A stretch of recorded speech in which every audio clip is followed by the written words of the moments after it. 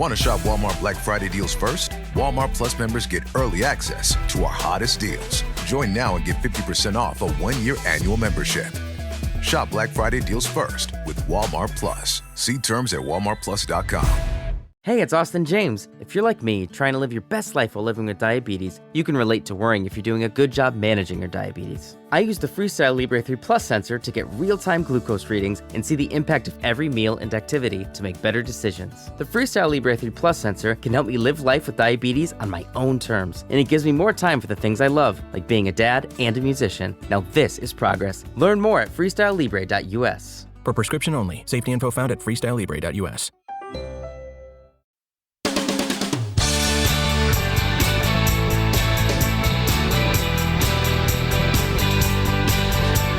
Welcome to Age Better. I'm your host, Barbara Hannah Grufferman. If you know anything about me at all, you know I'm all about encouraging you to embrace and love your age while doing everything possible to age better, right? And here's the thing, so much of aging well is actually in your control. And that's why my mantra is, and it should be yours too, we can't control getting older, but we can control how we do it. You've heard me say this at least a billion times. So today I'm thrilled to welcome two fantastic and fun guests who are diving deep into the world of midlife right alongside us. They're the co-hosts of the Midlife Truth Project, a limited-run podcast series that takes listeners on an eye-opening journey through the unspoken challenges and powerful truths of midlife. Dr. Taz Bhatia, a board-certified physician who brings together Eastern and Western practices to support women's health in a very holistic way, is a true expert in helping women thrive through all the changes of midlife. And we're also joined by Julie Flakstad, a speaker, writer, and the creative force behind the Midlife Truth Project. Julie's passion is connecting women across generations through real, honest conversations about what it means to be in your 40s, 50s, and beyond. And so in just a few moments, we'll dive into some of the most common concerns of midlife, some key lessons they've picked up from some of their really incredible guests, and how we can all find a bit more inspiration to age better together. So want to learn more about Dr. Taz, Julie, and the Midlife Truth Project? Of course you do. So all the details are in the show notes. So take a look after you listen to this conversation. Okay, everyone, get ready to age better.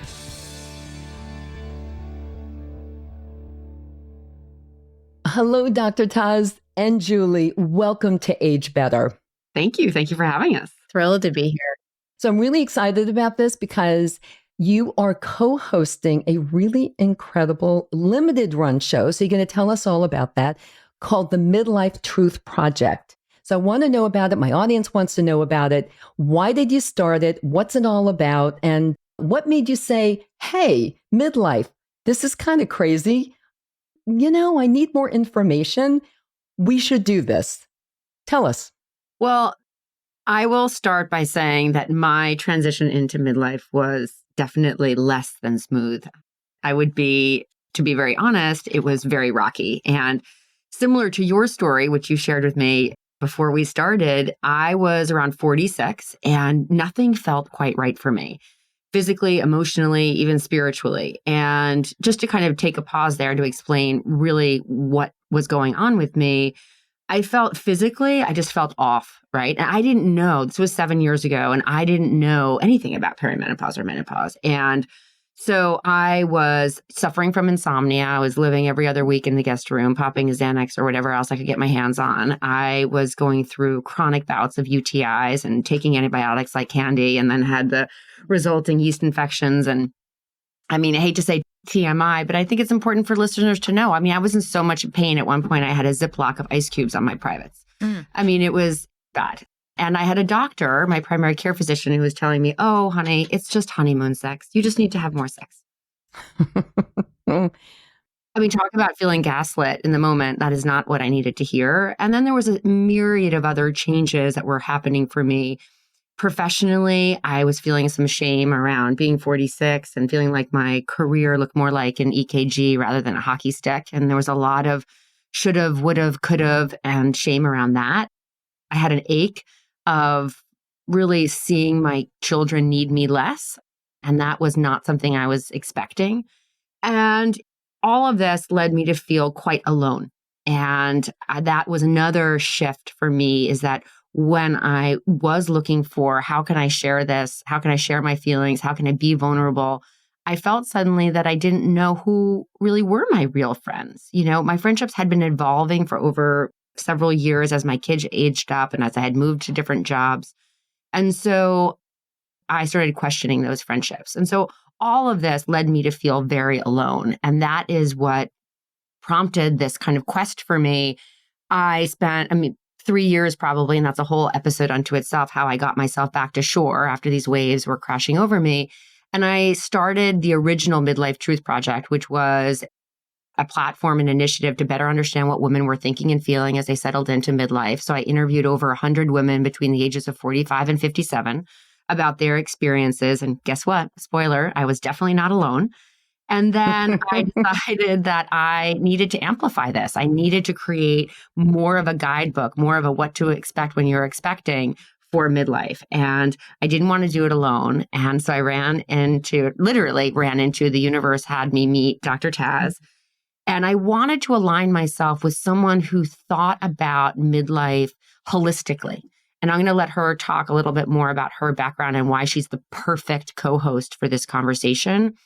So I wanted the two of us to talk holistically about not only what was happening to us physically in conjunction with perimenopause and menopause, but the myriad of shifts that happen as we transition and settle into midlife.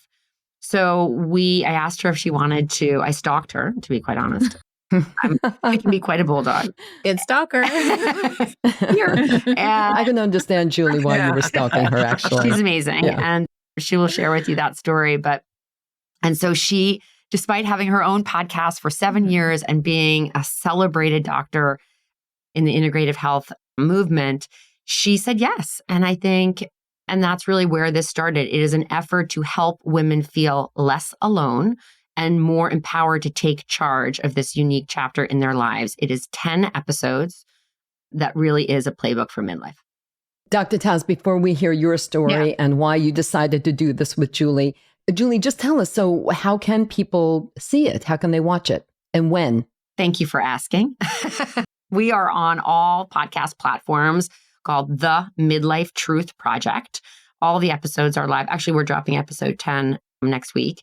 And you can find them on Apple, Spotify, Amazon, as well as on YouTube. Again, the name is The Midlife Truth Project. And I would also say, definitely follow us on social. I'm Julie Flakstad, Flakstad. Julie and Dr. Taz, I'm going to have all of those in the show notes. Perfect. Information to get to the show itself, as well as more about it, more about each of you, and how to follow you both on social media, which I think is really, really important because you share a lot of really good information. Dr. Taz, tell us about this. So what made you say, all right, Julie, I'm going to do this with you? Well, she is persistent, but no, I think stalking I really works, huh? Stalking works, you never, who would have thought? But, I don't know. I think that I have watched people struggle is probably the simplest way to say it. And I've watched them struggle in the exam room. I've been privileged and honored to sit with them as they've gone through major life transitions, whether those transitions are purely physical, right? Like they are now in perimenopause or menopause, or they've lost their sex drive, or they can't sleep, or they're foggy. Like there's those transitions. But then there are also the really tough, heart-wrenching transitions, right? Where children are leaving the home. They may have lost a child. They may have lost a spouse. They may be divorced. They may have lost a job. They may have lost a company. They may have gained something. So aging parents, I want to stick in there as well. Oh my gosh, that's a big one. How could I forget that one? That's a huge one that has been something. So when you sit in these rooms and you talk to people over and over again, you realize very quickly that many people feel alone. I think that's the first issue. Many people think that they are the problem. Something's wrong with them, that they are not able to navigate all of these transitions. You just talked about social media, as beautifully as social media seems to portray that everybody is. And I just realized that there's more to be done. I've always realized that, to be honest, but I just feel like this was such an opportunity to move this conversation out of like me and a patient out into a broader audience, and in a way and in an opportunity where we could unpack it a little bit more. Because patients feel bad when they're sitting there telling me like about whatever else is happening that's non-medical, right? Because I wear the title of doctor. So they think they need to be limited to like a very physical, chemistry-based, laboratory-based conversation. Whereas I see doctor as something different. And this was an opportunity to sort of exercise those skills and to really bring this conversation out of the exam room, out into the open, and just help everybody understand that this is a transition that should be celebrated if we can kind of get the right tools in place and the right community in place at the same time. Yeah, that's wonderful. It just reminded me of something I heard just last night when I was on a flight and from New York, and it was Dr. Vonda Wright. Yeah. And she was actually on Dr. Gabrielle Lyon's podcast. Yeah. And she said that exact thing because Dr. Vonda Wright, who has been a guest on my show, she's terrific. And she was talking about how, she's an orthopedic surgeon. And so people would come to her with a specific orthopedic issue, like a knee issue. Right. But she would then want to expand the conversation holistically to talk about, well, what else is going on with you? What else is happening in your life? What else is happening to you physically, like menopause, for example? Right. So it's a wonderful thing. And there aren't enough doctors, I think you probably know this, out there in the world who take this approach. So thank you for that. Yeah. And there's not the, I always kind of like want to stick up for doctors. Like there's not the opportunity in the current there's not model, right, to be that advocate and to be that person. So those of us that have kind of ventured into that space, we're few and far between right now, but we intend to change it for sure. I just want to add one thing to that. Yeah, Taz, I've so appreciated in the podcast, I think it was episode 3 on what You're Not Crazy, It's Hormones, which was our conversation with Dr. Sharon Malone on perimenopause and menopause. You said something that was, I think, so important for women to hear, which is, despite the fact that the medical system is largely broken, right? We don't have enough time with our doctors. Our doctors aren't necessarily educated enough on particularly perimenopause and menopause, but we do have tools out there to become our own quarterback. Right. And like your book, The Hormone Shift, and the books of many of the people that we have interviewed, and as you have interviewed as well, and podcasts and other resources we have to educate ourselves so we can become a better advocate for ourselves in those conversations with doctors. And the other thing that we mentioned in that episode, which I think is a really good takeaway for women, is to, outside of your regularly scheduled appointment, book a wellness visit. And so you have that extra time outside of your pap smear or your regularly scheduled exam, like tests that you have to take. Anyway, I think that's important. I think that's really, really good advice. And, I often have on as a guest when we talk specifically about menopause-related topics and issues, and that's Dr. Margaret Noctegal, and she is my partner in Menopause Cheat Sheet newsletter as well. And so whenever she's on, she never leaves the recording without saying, all of this is so personal. It's all, you're all individuals. It's so personalized. So we can talk some blanket statements, but it's really personal. And you have to make sure that you have that kind of conversation with your trusted healthcare provider. And the other thing is that find a trusted healthcare provider who can be your true partner. And if you don't have that, or if you feel like you're being poo-pooed with your symptoms, as so many women still are, find another one. Correct. So listen, so you're co-hosting, you both do a lot of great other things, but now you're co-hosting this really terrific limited run podcast. And I hope that when I get to the question about what's next for you guys with this, we'll hear that there's more coming up. But for now, so you have to be learning a great deal. You're both so knowledgeable already, but when you've had these guests on and some of the people you've heard from are real women, not just medical experts, and you must be learning a lot along the way. So, what do you feel that you're learning? What do you think you've been adding to your own kind of toolkit from this? I'll start by just saying, leading into this and having had hundreds of conversations with women, I certainly knew that the transition into midlife was layered. It's nuanced, it's personal. But I think all of that has just been reinforced by the conversations that we've had because we were so intentional about the sequence of these 10 episodes, starting with the initial ones about opening up and reframing midlife, and then really diving into each of these transitions, whether they're about hormones or about changing family dynamics or evolving friendship.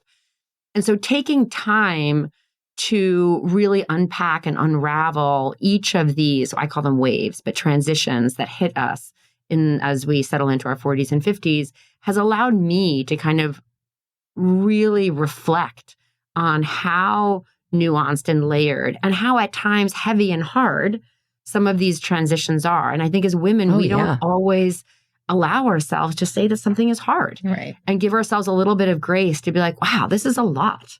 So I think that was like a big learning for me. It's just kind of that reinforcement, like it's okay to pause, sit with this, feel it, and then feel more empowered to kind of move on and grow from it. Right.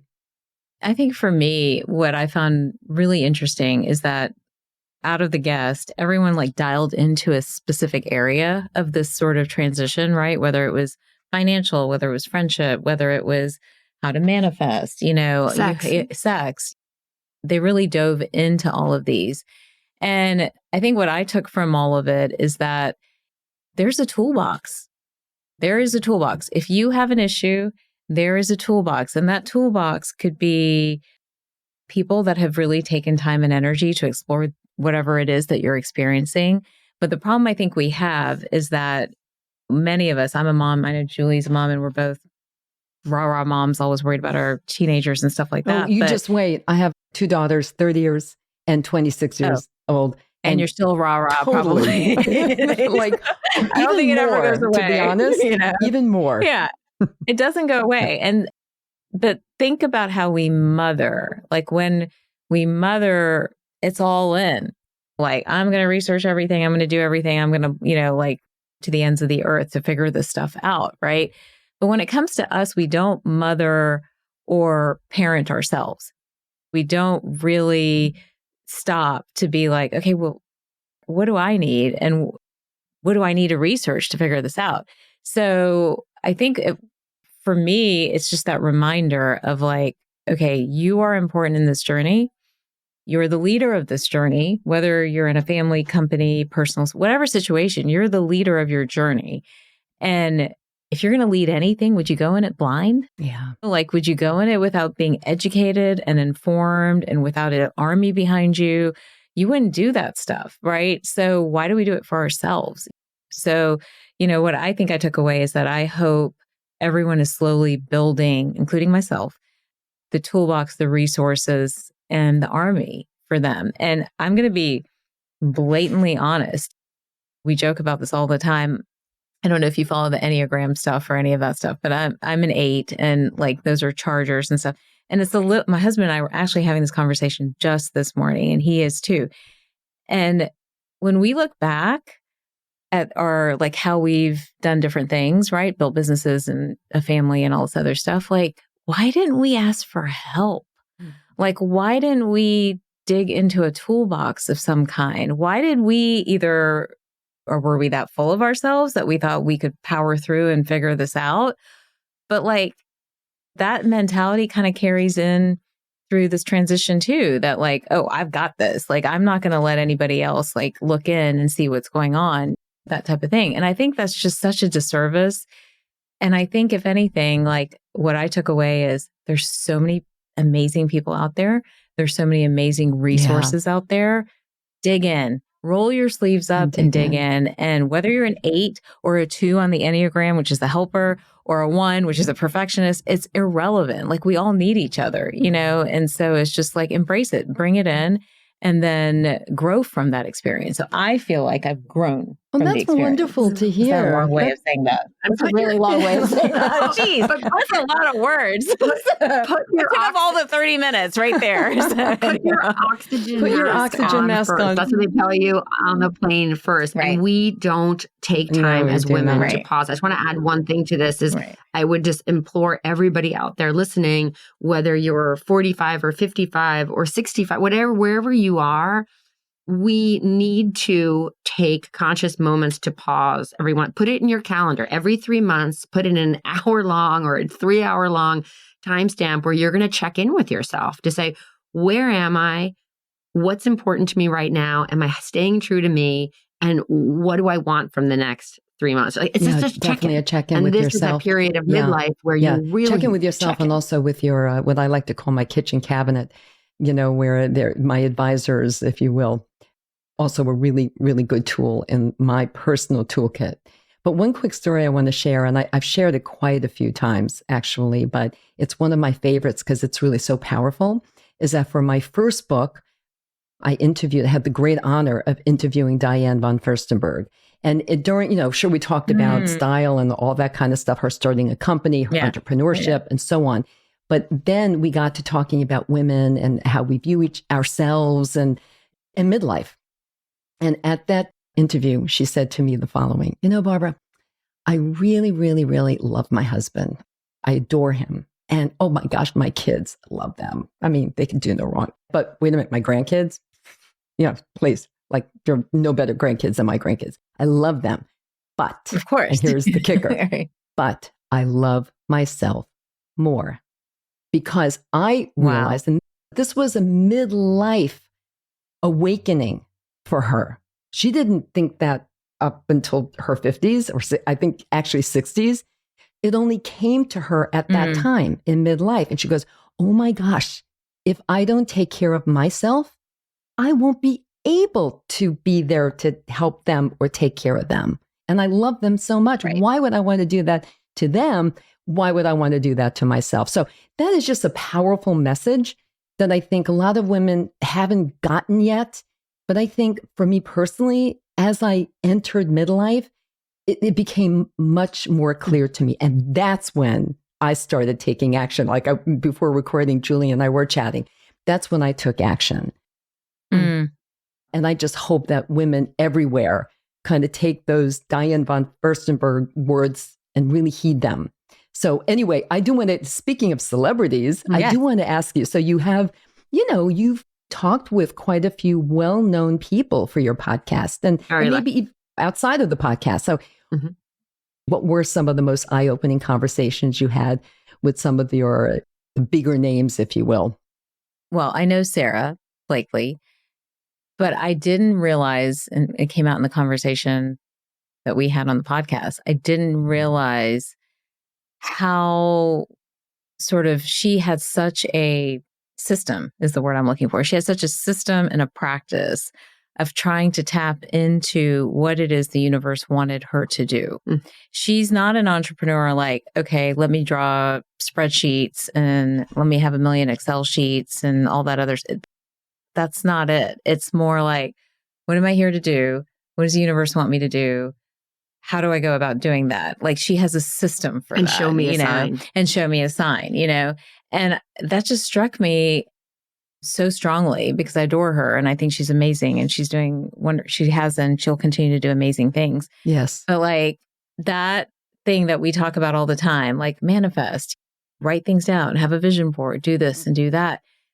People really do it and bring it to life. And you can do it too and bring your dreams to life. And I think that is the thing that really struck me in that particular conversation. I don't know. What about you, Julie?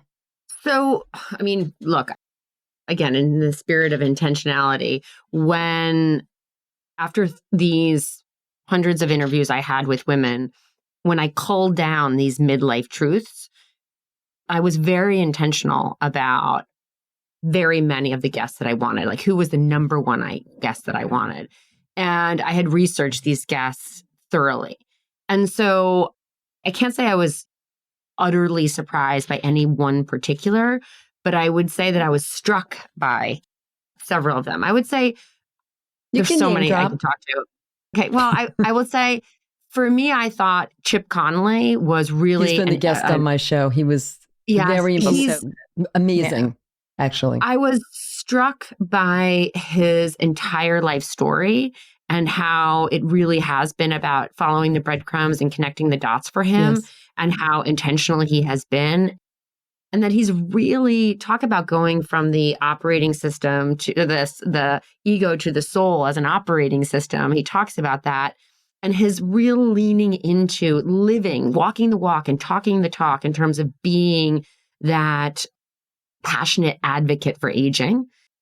And so I was just really, I would say, enamored by all of his analogies and his thoughtfulness about this period of life. So, and he is, in my opinion, one of the biggest thought leaders on aging right now. And so we both really want to go to the Modern Elder Yeah, Academy. so do I. Yeah. Maybe So we we're should gonna figure out that we go at the same Do it time. together. I mean, because he has said, I know, you've right? got to come. And I said, yeah, I really do. I would be remiss if I didn't look. I mean, I could talk about all of them, but I would just do a little name drop. The other one that really springs to mind is Dr. Kelly Casperson too.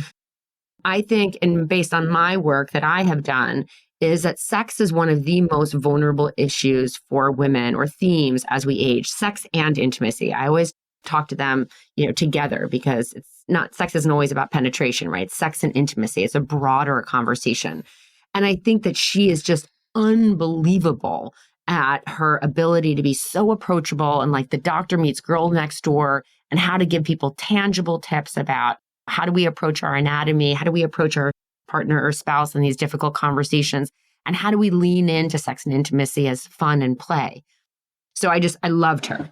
Yeah. I'm going to put links in the show notes for her podcast and information about her, because I think I agree with everything you just said about her. She's incredible and so approachable. And you're right, girl next door doctor, and really makes you feel so much better about yourself and relays information in such a way that's just so understandable, right? Yeah. That it's not too complicated. She uncomplicates things. And then also I'll have a link to Chip Conley too, for more information about the Elder Academy, which I think is really cool. And again, we could talk about all of our guests. They're all amazing. Yeah. Oh yeah, they're all amazing. And your show is amazing. And so again, I'm encouraging everyone to take the time to listen to the episode, starting with the first one, work your way through. And then of course, we all look forward to number 10, which will be dropping soon. But you do cover a lot of topics, a lot of different topics: menopause, perimenopause, finance, sex, health and wellness, and everything in between. I mean, that's what life is. I mean, life is all of that and so much more. And you cover it, which is really great. In just a few episodes. Very, very impressive. Well done. Yay. Thank you. Well, that's the holistic approach, right? It's like you want that rounded approach for sure, so. But based on feedback that you have gotten, which topics do you feel are most relevant to your audience? Women in their 40s and 50s and 60s, and which do have really resonated with them? Well, I'm going to switch that. I'm going to switch it a little bit around, because what I found most fascinating was the feedback that I got from people about topics where they weren't expecting to be as touched or stirred up emotionally as they were. So people have reached out to me on social media. They've reached out, if they know me to any certain extent, via DM or text or whatever. And I would say that friendship is one that really got people choked up. And because they recognize that in this world of the business of busy, that many of them have not been as intentional about friendship as they really recognize that they need to be at this intersection of life. Because as we age, the midlife truth is that friendship matters, right? That's the name of the episode. And so really being intentional about friendship, taking inventory of our friendships, and learning how to have harder conversations with people we care about, and recognizing that friendship can be as intimate, whether it's platonic or romantic. And so that was one episode that I got a lot of hearts going thumpity thump.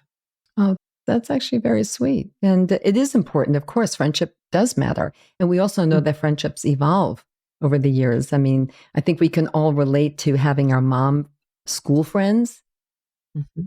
Very much. From when our kids were in school, and those could evolve in many different directions. You could all still hang together, but you can then go on your separate ways, and you have work friends, you have neighbor friends, and you have all different kinds of friends. You have family friends, and, and they all have to be treated differently, but they're so important.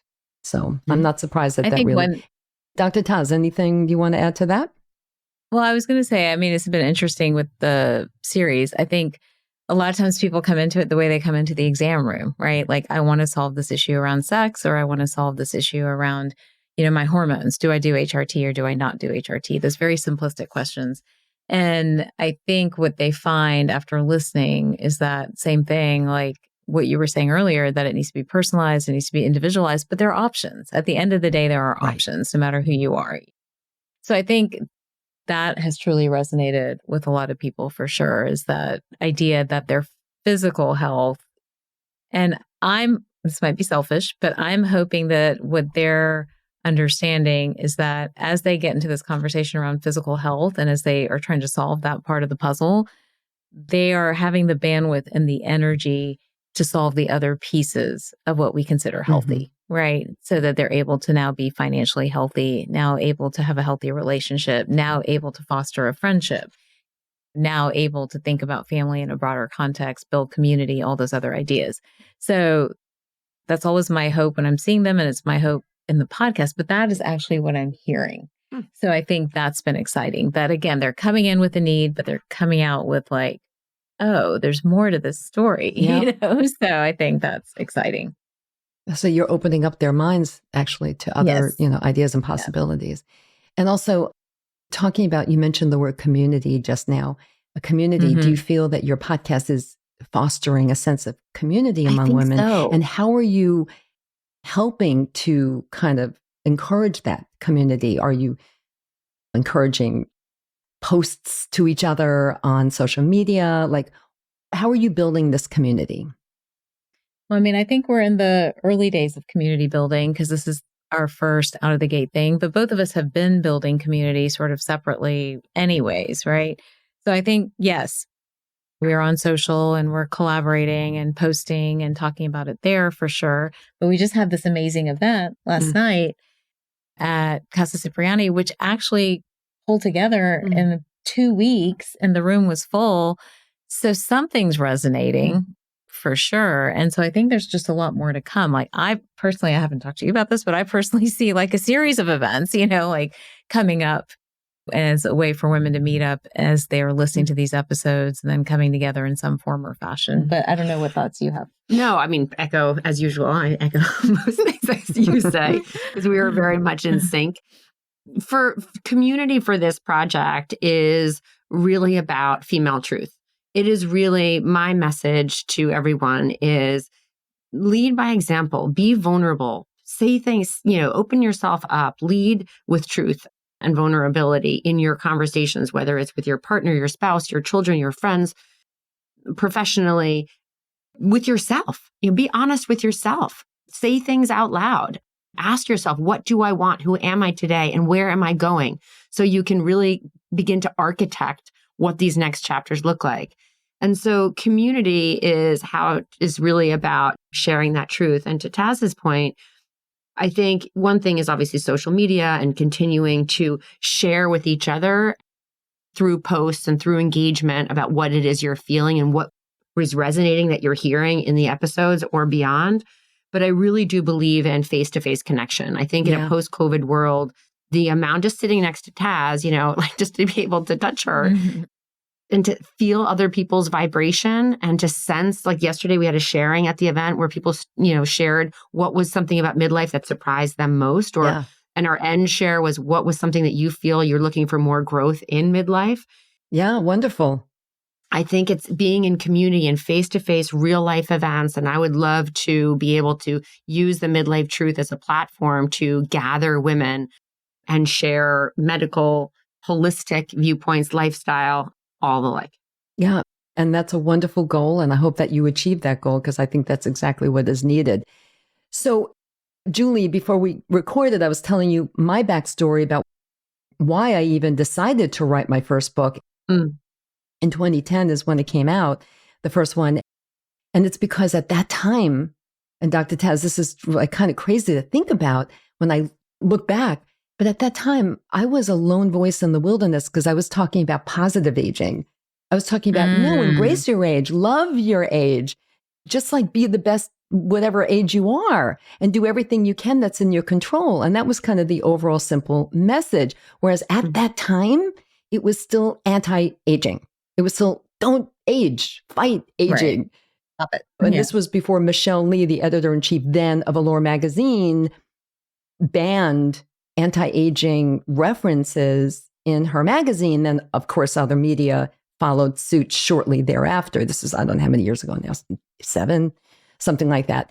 But do you see my point? So I have seen personally, not a whole big shift, but I have seen a nice evolution, a nice hum in the right direction of accepting aging, of embracing aging.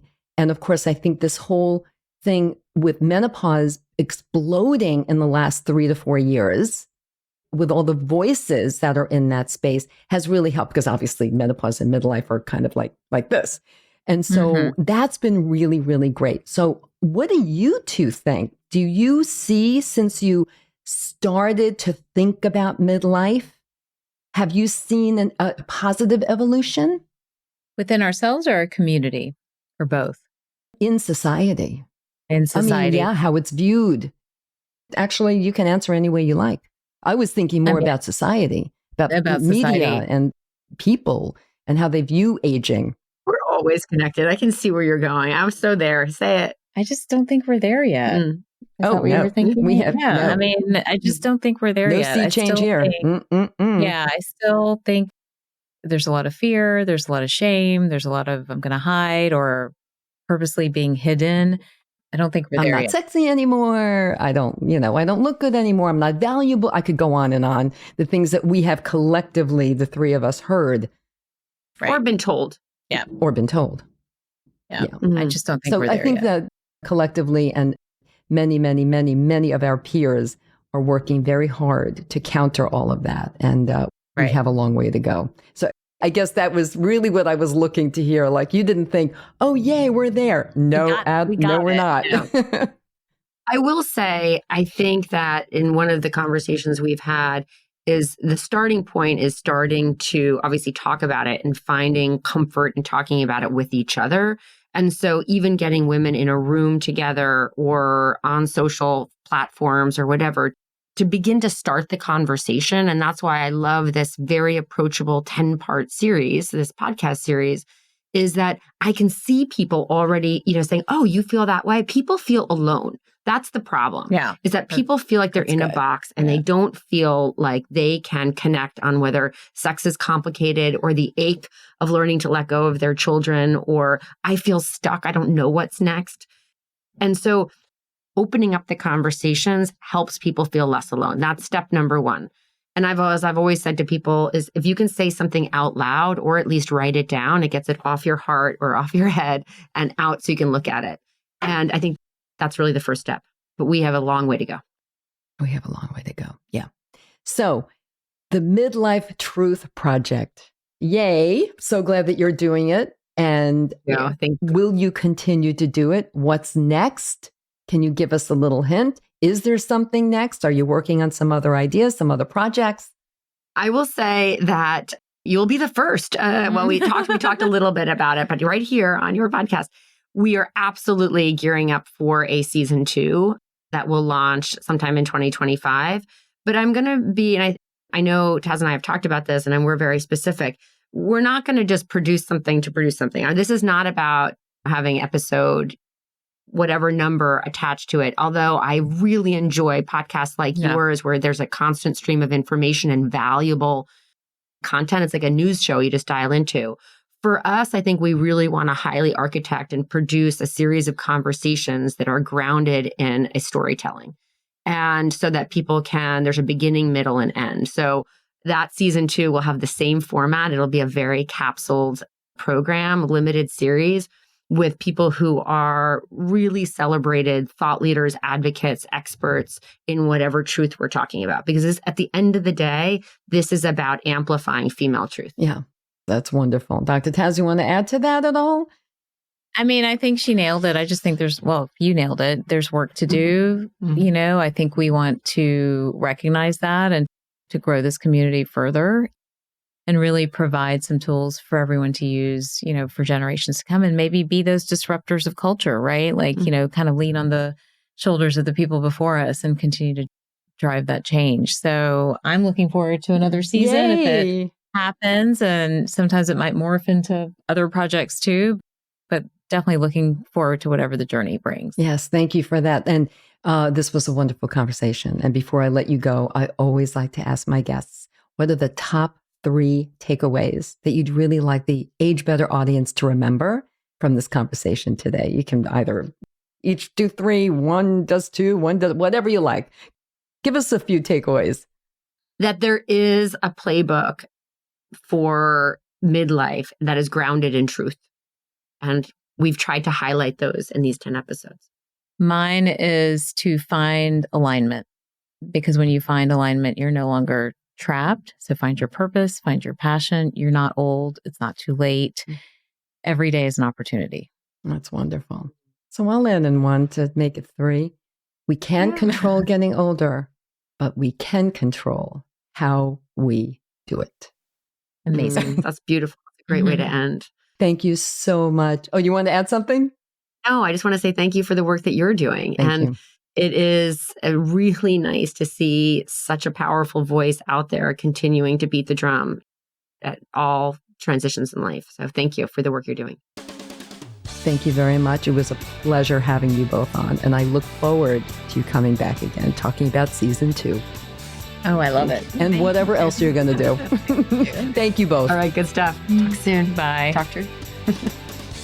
Thanks for tuning in, everyone. If you enjoyed this episode of Age Better Podcast, please do a few things. First, share it with all your friends and family. Then, subscribe to Age Better wherever you listen to podcasts, including YouTube, so you never miss a single episode. Finally, if you have ideas for topics you want me to cover in a future episode of Age Better, send an email to agebetterpodcast@gmail.com or reach out to me on social media. Until next time, remember this: we can't control getting older, but we can control how we do it. Talk to you soon.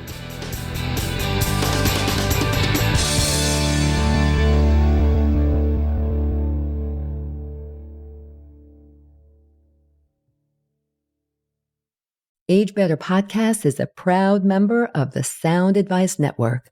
Sound Advice, women's voices amplified.